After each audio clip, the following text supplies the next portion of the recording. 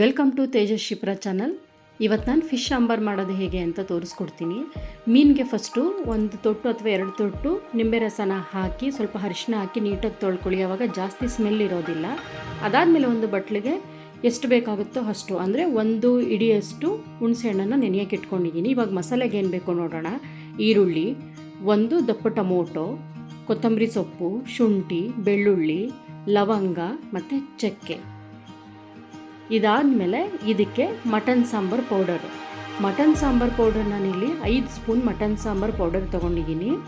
ನೀವು ನಿಮ್ಮ ಮನೆಯಲ್ಲಿ ಎಷ್ಟು ಜನ ಇರ್ತೀರಾ, ಎಷ್ಟು ಅಳತೆಗೆ ಬೇಕಾಗತ್ತೆ ಅದನ್ನು ನೋಡಿ ತಗೊಂಡ್ರೆ ನಿಮಗೆ ಒಂದು ಅಳತೆ ಸಿಗುತ್ತೆ.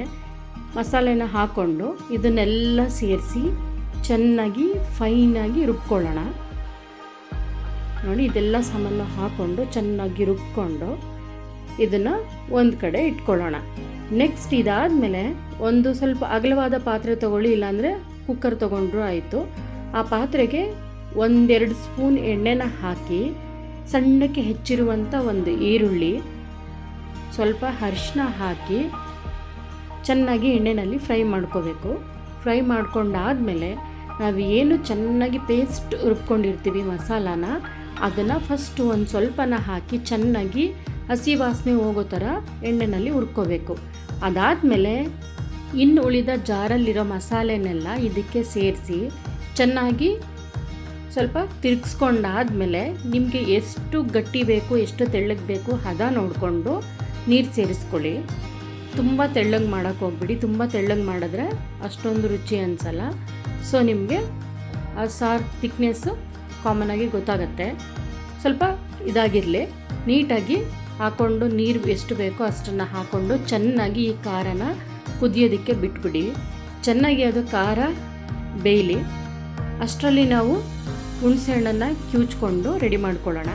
ನೋಡಿ, ಹುಣಸೆಹಣ್ಣು ಆಲ್ರೆಡಿ ಕಿವುಚ್ತಾ ಇದ್ದೀವಿ. ನೀವು ಖಾರಕ್ಕೆ ಸ್ವಲ್ಪ ಕಡಿಮೆ ನೀರು ಹಾಕ್ಕೊಂಡ್ರೆ ಹುಣಸೆಹಣ್ಣು ಕಿವುಚ್ದಾಗ ಇನ್ನೊಂದು ಸ್ವಲ್ಪ ನೀರು ಜಾಸ್ತಿ ಹಾಕೋಬೋದು. ಹುಣಸೆಹಣ್ಣನ್ನ ರಸ ತೆಗೆದು ಇದಕ್ಕೆ ಸೇರಿಸಿ ಚೆನ್ನಾಗಿ ಕುದಿಸ್ಕೊಳ್ಳೋದು. ಅದಾದಮೇಲೆ ಸ್ವಲ್ಪ ಹುರ್ಗಡ್ಲೆ, ತೆಂಗಿನಕಾಯಿ ತುರಿ ಎರಡನ್ನೂ ಫೈನ್ ಪೇಸ್ಟ್ ಮಾಡಿಕೊಂಡು ಅದನ್ನು ಜರಡಿ ಹಿಡ್ಕೊಳ್ಳೋದು. ಸೊ ನೋಡಿ, ಸ್ವಲ್ಪ ನೀರು ಹಾಕ್ಬಿಟ್ಟು ಇದು ಮಾಡಿಕೊಂಡ್ರೆ ಫುಲ್ಲು ತೆಂಗಿನಕಾಯಿ ಹಾಲು ಬರುತ್ತೆ. ಆ ತೆಂಗಿನಕಾಯಿ ಹಾಲನ್ನ ಈ ಕುದಿಸಿರೋ ಖಾರಕ್ಕೆ ಹಾಕಬೇಕು.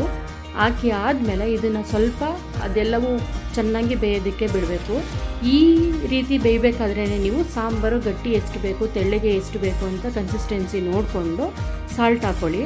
ಉಪ್ಪು, ಖಾರ, ಹುಳಿ ಎಲ್ಲನೂ ಈ ಹದದಲ್ಲೇ ನೋಡ್ಕೊಂಡಾದಮೇಲೆ ಚೆನ್ನಾಗಿ ಕುದಿಸ್ಕೊಂಡಾದ್ಮೇಲೆ ನೋಡಿ, ಸಾಂಬಾರು ಥಿಕ್ನೆಸ್ಸಲ್ಲೇ ಗೊತ್ತಾಗುತ್ತೆ ನಿಮಗೆ ಇದು ಕರೆಕ್ಟಾಗಿದೆ ಅಂತ. ಅದಾದಮೇಲೆ ಆಲ್ರೆಡಿ ತೊಳೆದಿಟ್ಕೊಂಡಿರೋ ಮೀನು ಪೀಸ್ಗಳನ್ನ ಒಂದೊಂದೇ ಬಿಟ್ಟು ಮೇಲ್ಗಡೆ ಕೊತ್ತಂಬರಿ ಸೊಪ್ಪನ್ನ ಹಾಕಿ ಮುಚ್ಚಿ 1-2 ನಿಮಿಷ ಬೇಯಿಸಿದ್ರೆ ಸಾಂಬಾರು ರೆಡಿ. ಒಂದ್ಸರಿ ನೀವು ಈ ರೀತಿ ಟ್ರೈ ಮಾಡಿದ್ರೆ ಇನ್ಯಾವುದು ರೀತಿಯೂ ಕೂಡ ಚೇಂಜ್ ಮಾಡೋಕ್ಕೋಗಲ್ಲ. ಸಾಂಬಾರಂತೂ ತುಂಬ ಚೆನ್ನಾಗಿ ಬರುತ್ತೆ. ಟ್ರೈ ಮಾಡಿ ನೋಡಿ, ಕಮೆಂಟ್ ಬಾಕ್ಸಲ್ಲಿ ತಿಳಿಸೋದನ್ನ ಮರಿಬೇಡಿ. ಸಬ್ಸ್ಕ್ರೈಬ್ ಏನಾದರೂ ಮಾಡದೆ ಏನಾದರೂ ನೋಡ್ತಾ ಇದ್ದರೆ ನನ್ನ ನೆಕ್ಸ್ಟ್ ವಿಡಿಯೋಗಾಗಿ ಸಬ್ಸ್ಕ್ರೈಬ್ ಮಾಡ್ಕೊಳ್ಳಿ, ಸಪೋರ್ಟ್ ಮಾಡಿ. ವಿಡಿಯೋ ನೋಡಿದ್ದಕ್ಕೆ ತುಂಬ ಧನ್ಯವಾದಗಳು. Thank you.